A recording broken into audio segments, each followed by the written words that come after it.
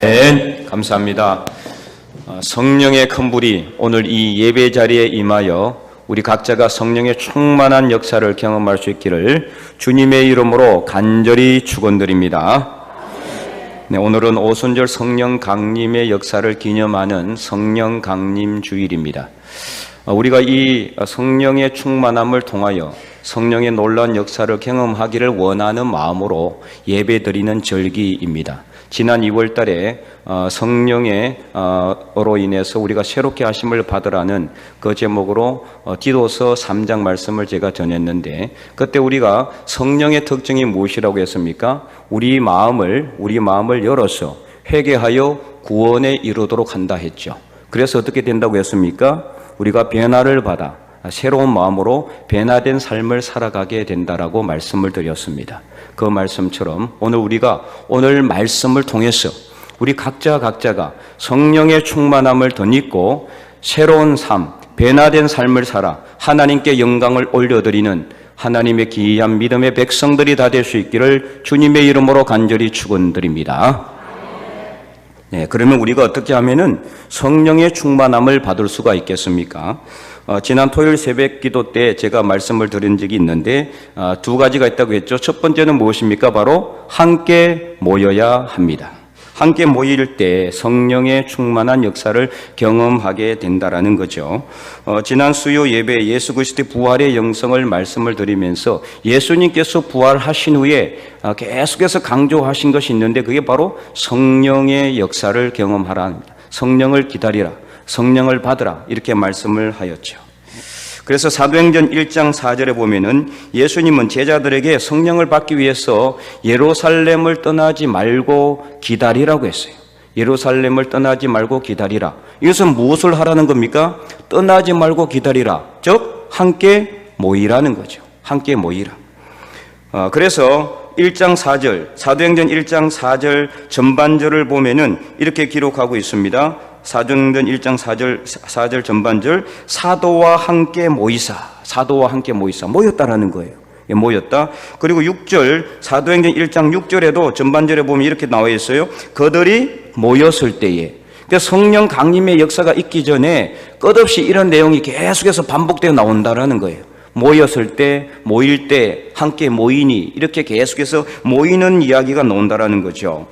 그래서 예수 그리스도께서 성천하시고 부활하신 후에 성천하시고 제자들이 다시 예루살렘으로 돌아와서 그들이 유하는 다락방으로 또 들어가서 함께 모이는 것을 알 수가 있는데요. 사도행전 1장 13절 전반절에도 이렇게 나와 있어요. 들어가 그들이 유하는 다락방으로 올라가니. 올라가서 뭐 했어요? 함께 모였다라는 거죠. 그 다락방에서 모인 사람이 몇 명이냐? 한두 명이 아니에요. 제자들 12명만 모인 게 아니란 말이죠. 15절에 보면은요, 무려 120명이 함께 모였어요. 그 당시 120명이면은 지금의 거의 12,000명이나 다름없는 그런 큰 숫자입니다. 함께 모였을 때 놀라운 역사가 일어나게 된다는 거죠. 그래서 오늘 본문 사도행전 2장 1절에도 이렇게 기록되어 있잖아요. 오순절 날이 이름에 그들이 다 같이 한 곳에 모였더니, 다 같이 모였다라는 거예요. 이렇게 모였을 때 4절에 그들이 다 성령의 충만함을 받고 성령이 말하게 하심을 따라 다른 언어들로 말하기를 시작하니라. 성령의 충만한 역사를 한 사람도 빠짐없이 다 경험하게 됐다라는 것을 말씀하고 있어요. 구약 성경에도 보면은 성령의 놀라운 임재의 역사가 여러 군데 기록이 되어 있습니다. 역대하 20장에 남유다 여호사밧이 왕이 되었을 때 모압과 암몬과 마온 3국 연합국이 침략합니다. 그래서 여호사밧이 어떻게 할 줄 모르니까 하나님 앞에 금식을 선포해요. 그러자 어떻게 됐느냐? 백성들이 모이기 시작합니다. 그래서 역대하 20장 4절 이렇게 기록이 되어 있습니다. 우리도 함께 읽어보겠습니다. 유다 사람이 여호와께 도우심을 구하려 하여 유다로 모든 성읍에서 모여와서 여호와께 간구하더라. 어떻게 왔어요? 모여서 왔다라는 거예요. 함께 모였다라는 거죠. 그랬을 때 어떤 일이 일어났느냐? 역대하 20장 14절, 13절, 14절은 이렇게 기록하고 있습니다. 14절, 15절 여호와의 영이 회중 가운데서 레위 사람 야하시엘에게 임하셨으니, 하나님의 영이 임했다라는 거예요. 하나님의 영이. 그래서 하나님의 영이 임해서 뭐라고 하느냐? 그는 아삽 자손의 마따냐의 hen손이요 여이엘의 정손이요 브나야의 손자요 스가랴의 아들인데, 15절에 보니까 야하시엘이 이르되 온 유다와 예루살렘 주민과 여호사밧 왕이여 들을지어다. 여호와께서 이같이 너희에게 말씀하시기를 너희는 이 큰 무리로 말미암아 두려워하거나 놀라지 말라. 이 전쟁은 너희에게 속한 것이 아니요 하나님께 속한 것이니라. 함께 모였을 때 하나님의 영이, 성령이 야하시엘이라는 사람에게 임하였고, 그가 예언하여 이르기를 두려워하지 말라. 이 전쟁은 너희에게 속한 것이 아니라 하나님에게 속했다. 하나님께서 싸우신다라는 말씀이에요. 그래서 나중에 보면은 완전한 승리를 이루게 돼요. 이스라엘 백성은, 군대는 한 명도 죽지 않았어요. 한 사람도 다치지 않았어요. 머리털 하나도 상하지 않았습니다. 완전한 승리를 이루었다는 거죠. 성령이 역사하시면은 이런 놀라운 역사가 일어나게 된다라는 거예요. 느헤미야 8장에도 보면은요, 바벨론에서 70년간 포로 생활을 하다가 돌아온 이 포로 귀한 자들, 이 백성들이 하나님 앞에 섰을 때 정말 이 아무것도 없었어요. 그렇잖아요? 포로에서 돌아와서 뭐가 있겠습니까? 나라는 피폐해졌고 백성과 관리들은 다 뿔뿔이 흩어져서 남은 사람도 별로 없어요. 참으로 열악한 상황, 절망적인 상황에서 그들이 어떻게 했느냐? 하나님께 모였습니다. 하나님 앞에 모였다라는 거죠. 그래서 느헤미야 8장 1절에 보면은 이렇게 기록되어 있습니다. 느헤미야 8장 1절에 한번 읽어보겠습니다. 이스라엘 자손이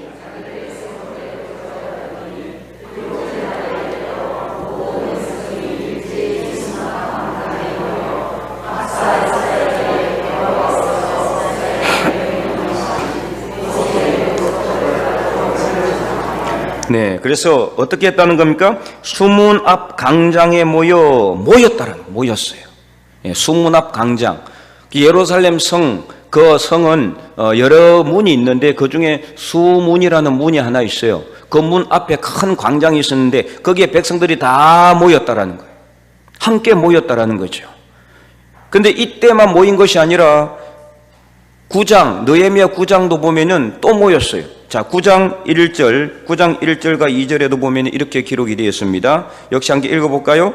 그달 서문 나흘 날에 이스라엘 자손이 다 모여 금식하며 굵은 베옷을 입고 티끌을 무릅쓰며 모든 이방 사람들과 절기하고 서서 자기의 죄와 조상들의 허물을 자복하고. 아멘. 또 모였다라는 거예요. 이렇게 모였을 때 어떤 일이 일어났느냐? 성령의 놀라운 역사가 임하여서 그들이 자기들의 죄를 자복하고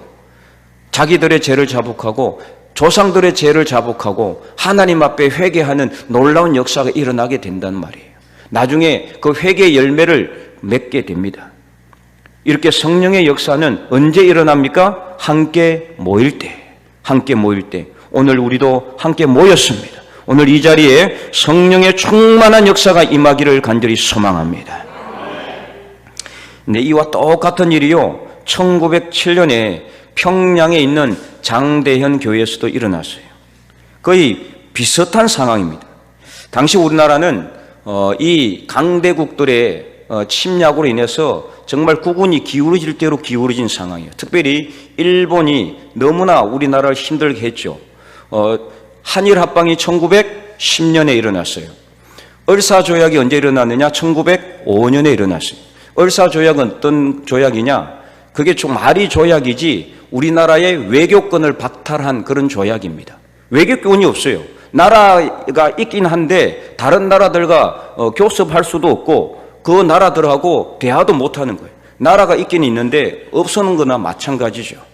그래서 1905년에 을사조약이 있었고 1910년에 한일합방으로 완전히 나라를 빼앗기게 되는데 그 중간에 1907년 1월 1일부터 15일까지 평양 장대현 교회에서 평안남도 도사경회가 열리게 되는데 그때 몇 명이 모였느냐? 무려 1000명이 모였다는 거예요. 여러분, 그 시절에 우리나라, 대한민국 남한이 아니고 그때는 이제 북한하고 같이 있었잖아요. 그러니까 대한민국 초대 교회 때예요. 교인들도 많이 없던 때입니다. 그리고 평안남도밖에 안 모였어요. 거기서 1000여 명이 모였다라는 것은 오늘날로 이야기한다 그러면 거의 10,000명이 아니 10만 명 이상이 모였다라고 볼 수가 있는 거예요. 그 많은 사람들이 모였을 때 놀라운 부흥의 역사가 일어나게 된 것이죠. 함께 모이는 것, 그만큼 중요하다는 거죠. 물론 우리 한 사람 한 사람이 하나님 앞에 진실한 마음으로 정말 기도하며 하나님 앞에 설 때 당연히 성령의 임재가 일어나게 되지만, 그러나 성경을 보면은 함께 모일 때 더 강력한 성령의 역사가 일어나게 되더라는 것입니다. 그러므로 우리는 모이기를 즐겨하기를 바랍니다. 모이기를 싫어하면 안 돼요. 함께 모여야 성령의 역사가 일어나게 되는 거예요. 그래서 히브리서 10장 25절에도 뭐라고 말씀하고 있습니까? 우리 다 함께 10장 25절 히브리서 읽어보도록 하겠습니다. 모이기를 패하는 어떤 사람들의 습관과 같이 하지 말고 오직 권하여 그 날이 가까움을 볼수록 더욱 그리하자. 아멘. 그날은 이 세상의 마지막 날이 다가옴을 보면 볼수록, 그러니까 힘들면 힘들수록, 재앙의 날이 있으면 있을수록, 모든 힘들고 어려운 일이 있으면 있을수록 더욱더 어떻게 하라는 겁니까? 모이기를 패하는 사람들과 같이 하지 말고 함께 모이라는 거예요. 힘들고 어려울수록 오히려 재앙의 날에 함께 모여서 하나님 앞에 나가야 된다는 겁니다. 코로나가 시작된 지 2년이 지나고 3년이 다 되어가고 있어요. 그동안 우리는 코로나에 갇혀서 모이지를 못했습니다. 그 결과 어떻게 됐습니까? 모든 것이 스톱이에요. 교인 간에 이 교제도 제대로 하지 못했어요. 예배도 제대로 드리지 못했어요. 구역 모임도 활발하게 하지 못했습니다. 신방도 제한적으로 할 수밖에 없습니다. 전도와 선교는 아예 시도도 못하고 있었어요. 이런 상황에서 일부 개척 교회는요, 문을 닫은 교회도 많이 있어요. 교인들은 안 모이니까.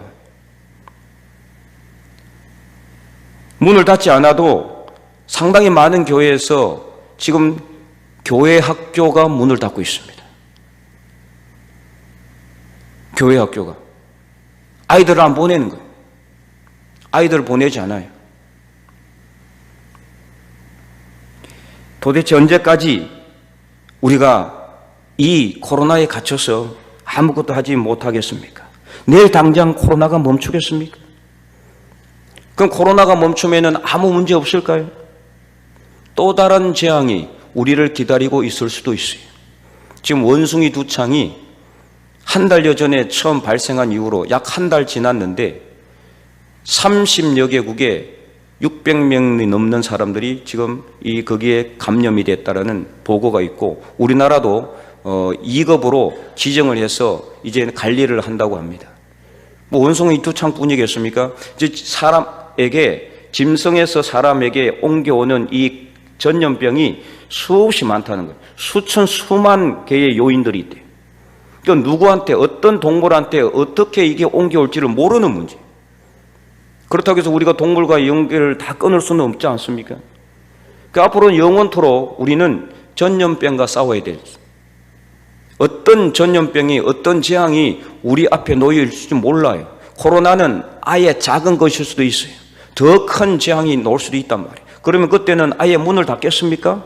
교회 문을 닫고 모이지를 못하면 어떻게 되겠습니까? 지금부터 더 힘든 일이 일어날 수 있다는 것을 우리가 알아야 돼요. 그러므로 우리는 그 날이 가까이 올수록 모이기를 피하는 어떤 사람들의 습관처럼 하지 말고 함께 모여서 하나님 앞에 나아감으로 성령의 충만한 역사를 우리가 모두 경험할 수 있기를 간절히 소망합니다. 성령의 역사는 이때만 일어나는 것이 아닙니다. 언제 어디서나 우리가 함께 모일 때 성령께서 여러분 각자에게 임하시고 우리에게 임하시고 나에게 임하는 겁니다. 그러므로 함께 모여서 하나님 앞에 간절하게 나아가는 우리 하나님의 백성들이 되기를 간절히 소망합니다. 그래서 하나님의 구원의 역사가 여러분 각자를 통해서 우리 죽변제일교회를 통해서 절대로 끊어지지 않고 이어져서 하나님께 영광을 올려드리는 우리 죽변제일교회가 될 수 있기를 간절히 축원드립니다. 두 번째는 우리가 어떻게 하면은 성령의 충만한 역사를 경험할 수 있느냐? 함께 모여서 기도해야 하는 겁니다. 기도할 때, 간절하게 기도할 때 성령의 역사가 임하게 되는 겁니다. 오늘 본문에는 나와 있지 않지만은 방금 우리가 살펴본 대로 사도행전 1장 아까 우리가 12절 13절 읽었는데 13절을 보면은요, 사도행전 1장 13절 계속해서 다시 한 번 더 보면은 그들이 들어가 유하는 다락방으로 올라갔잖아요. 올라가 보니까 제자들이 다 있어요. 그리고 14절 어떻게 됐느냐? 한번 14절 말씀 읽어볼까요? 예수의 어머니 마리아와 예수의 아우들과 더불어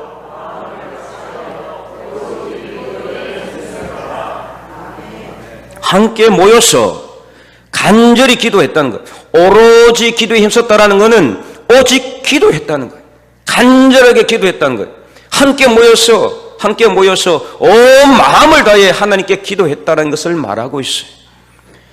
그렇게 간절하게 기도할 때 이 오순절 성령 강림의 역사가 일어나게 된 겁니다. 이 오순절 성령의 강림의 역사는 그냥 일어난 게 아니라는 거예요. 이렇게 먼저 함께 모여서 기도했고 간절히 기도할 때 그때 역사가 일어나게 되더라는 거죠.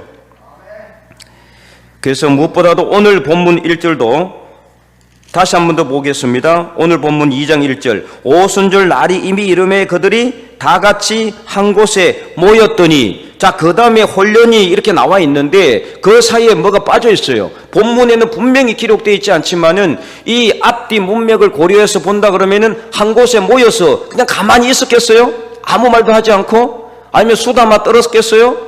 아니죠. 함께 모여서 무엇을 했겠습니까? 기도할 수밖에 없죠.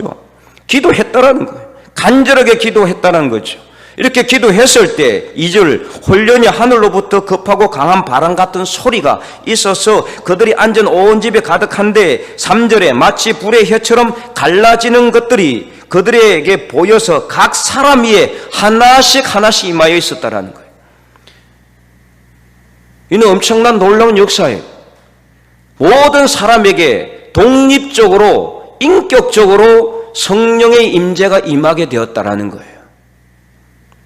함께 모여 기도할 때 이렇게 모든 사람이 한 사람도 빠짐없이 성령의 충만함을 받게 되었다는 것을 말하고 있어요. 그래서 4절에 그들이 다 성령의 충만함을 받고 성령이 말하게 하심을 따라 다른 언어들로 말하기를 시작하니라. 방언으로 기도하기 시작했다라는 겁니다.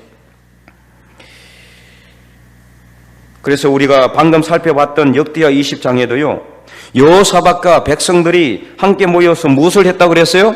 간구했다고 그러잖아요. 다시 한 번 더 역대하 20장 4절, 역대하 20장 4절을 다시 한 번 더 큰 목소리로 읽어보겠습니다. 유다 사람이 여호와께 도심을 구하려 하여 유다 모든 성읍에서 모여와서 여호와께 간구하더라. 아멘. 함께 모여서 무엇을 했다고요? 간절하게 기도했다. 하나님, 우리를 살려주십시오. 우리는 힘이 없습니다. 우리는 능력이 없습니다. 하나님만 의지합니다. 하나님 도와주십시오. 하나님께 간절하게 기도했다라는 거죠. 그랬을 때 하나님의 영이 야하시엘이라는 사람에게, 야하시엘이 어디에 있었습니까? 딴 데 있지 않았어요. 딴 나라에 있지 않았어요. 그 자리에 있었다란 말이에요. 야하시엘에게 임하여 이르시되 이 전쟁은 너에게 속한 것이 아니라 하나님에게 속했다라고 분명히 말하고 있는 겁니다. 성령의 임재가 일어나게 된다라는 거예요. 계속해서 방금 우리가 살펴봤던 것처럼 평양 대부흥운동, 아까 1907년에 일어났다고 그랬잖아요. 이 역사가 어떻게 일어나느냐, 구체적인 가정은 그 14일 동안 했어요. 14일 동안, 무려 2주 동안 했다는 거예요. 도사경혈을 2주 동안. 여러분, 요즘 일주일도 하기도 버겁잖아요. 많이 하면 3일 하죠. 그런데 이때는요 2주간이나 했어요. 무려 2주 동안이나 했는데 매일매일 사경회가 끝나면은 저녁에 통성기도를 하고 마무리하고 집으로 돌아갔는데 14일째 저녁에는 상당히 분위기가 달랐어요. 그날도 통성기도하고 다 집으로 돌아가야 되는데 그때 길선주 장로가 회개하게 됩니다. 자기가 그전에 잘못했던 것을 자복하는 역사가 있었어요. 그러자 줄줄이 사람들이 일어나서 자기의 죄를 자복하고 통해 자복하는 놀라운 역사가 일어나게 되었고, 그 통성기도는 새벽 2시까지 이어지게 되었고, 그때부터 시작해가지고 한국교회 대부흥운동이 일어나게 됩니다. 대각성운동이 일어나게 되는 거죠. 그래서 초대교회, 한국 초대교회 부흥의 역사가 불에 당겨지게 된 거죠. 그런데 이때도 마찬가지였어요. 그냥 그때만 기도한 것이 아니었어요. 그 전에 이미 새벽 기도회로 사람들이 함께 모이기 시작했어요. 새벽 기도회 때 처음으로 통성 기도를 하기 시작을 했고, 그 기도가 이어져서 1907년 1월 14일 저녁부터 시작한 그 통성 기도회 대부흥 운동의 역사가 일어나게 됐다는 것. 함께 모여서 기도했을 때 놀라운 성령 강림의 역사가 일어나게 되더라는 거죠. 그 어디에도 이런 역사가 일어나지 않았지만 함께 모여 기도할 때는 이런 역사가 일어나게 되더라는 거죠. 미국에도 마찬가지입니다. 미국에도 많은 대각성 운동이 일어나게 됐거든요. 그런데 그 미국에서도 일어났던 대각성 운동도요, 함께 모여서 기도했을 때 일어나게 됐어요. 함께 모여서 기도했을 때. 그냥 아무것도 하지 않았는데도 성령이 임하신 게 아니란 말이에요. 함께 모여서 간절하게 기도할 때, 함께 모여서 하나님 앞에 통해 자복할 때, 함께 모여서 하나님께 간구할 때 성령의 놀라운 역사가 각 사람에게 임하여서 놀라운 성령의 충만한 역사로 이어지게 됐고, 많은 사람들이 믿고 회개하고, 그래서 놀라운 부흥의 역사가 일어나게 되더라는 거죠. 오늘 본문도 마찬가지입니다. 2장 4절에 그들이 성령으로 인해서 성령의 충만한 역사를 딱 경험하고 나니까 그 다음부터 삶이 바뀌게 되었어요. 디도서 3장에 성령의 새롭게 하심의 역사, 성령의 새롭게 하심의 역사, 성령이 우리에게 임하시면은 새롭게 사람이 바뀌게 되는 거예요. 완전히 가치관도 달라지게 되고 삶이 바뀌게 변화되게 된다는 거예요. 어떻게 변화되느냐? 주의 복음을 전하는 놀라운 전도자로서 삶으로 바뀌게 되더라는 거예요. 그래서 2장 5절 이후부터 나오면은 놀라운 역사가 일어나게 됩니다. 그 무식했던 베드로가 설교했을 때 5,000명이 믿고, 솔로몬 행각에서 설교했을 때 3,000명이 믿고, 매일매일 믿는 사람들이 늘어나고, 죽은 자가 살아나고, 안전병이가 일어나고, 귀신이 물러가고, 어둠의 그림자가 사라지는 놀라운 역사, 사람들이 매일매일 교회로 들어오는 믿음의 사람들이 늘어나는 놀라운 부흥의 역사로 이어지게 된 것입니다. 그래서 그 복음이 어디까지 전해졌습니까? 아시아와 아프리카까지 전해지게 됐고, 유럽에까지 전해지게 됐고, 사마리아까지 전해지게 되었고, 그래서 이 복음의 역사가 온 세상 모든 사람들에게 전해지게 되는 놀라운 그 역사가 일어나게 됐다라는 거예요. 오늘 우리도 마찬가지입니다. 우리가 성령의 충만한 역사를 경험하게 되면은 나 한 사람이 그냥 나 한 사람으로 끝나는 것이 아니라 나를 통해서 하나님의 복음이 다른 모든 사람들에게 전해지게 되고, 그 사람들을 통해서 또 다른 사람들에게 전해지게 되고, 이 땅이 변화되고, 이 나라가 변화되고, 이 세상이 변화되는 그런 부흥의 역사가 일어나게 될 줄로 분명히 믿으시기 바랍니다. 이처럼 우리가 함께 모여 기도할 때, 간절하게 기도할 때 성령 충만함을 받는다라는 것을 분명히 믿고 확신하시고, 모이기를 힘쓰고, 모이면 기도하고, 흩어지면 성령의 충만한 능력을 덧입어서 전도하는 삶을 살아갈 수 있기를 간절히 바라겠습니다. 그래서 사도행전 1장 8절에 예수님께서 성천하시기 전에 제자들에게 분명히 엄하게 명령하신 내용이 무엇입니까? 우리 사도행전 1장 8절 말씀 우리 다 함께 큰 목소리 읽어보도록 하겠습니다. 오직 성령이 너희에게 임하시면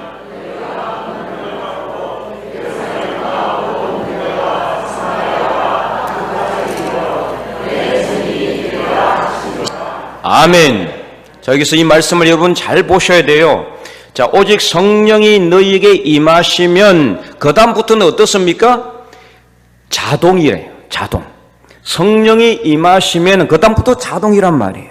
무슨 말이냐? 성령이 임하면은 내가 하고 싶지 않아도 복음 전하게 된다라는 말이에요. 내가 하고 싶지 않아도 선교사가 된단 말이에요. 내가 하고 싶지 않아도 전도자가 되게 된단 말이에요. 이거는 자동이에요.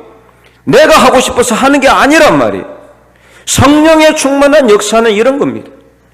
내 힘과 능력으로는 할 수 없어요. 내가 말주변이 아무리 좋아도요, 믿지 않는 사람 앞에 딱 서면은 두려움 느낄 수밖에 없어요. 사탄 마귀와 전쟁에서 우리가 이길 수 있는 것은 내 힘과 능력이 아니라 내 안에 계시는 성령의 힘으로 하는 겁니다. 그래서 성령이 너희에게 임하시면 임해야, 성령을 받아야, 성령 충만함을 덧입어야 전도자가 된다라는 겁니다. 사랑하는 성도 여러분, 복음을 전하는 참된 제자의 삶을 살기를 원하십니까? 여러분들 중에 복음 전하기를 싫어하는 사람이 있습니까? 나는 예수 믿었는데 복음 전하기 싫다, 그런 사람이 있어요? 아무도 없습니다. 그렇죠? 다 복음 전하고 싶잖아요.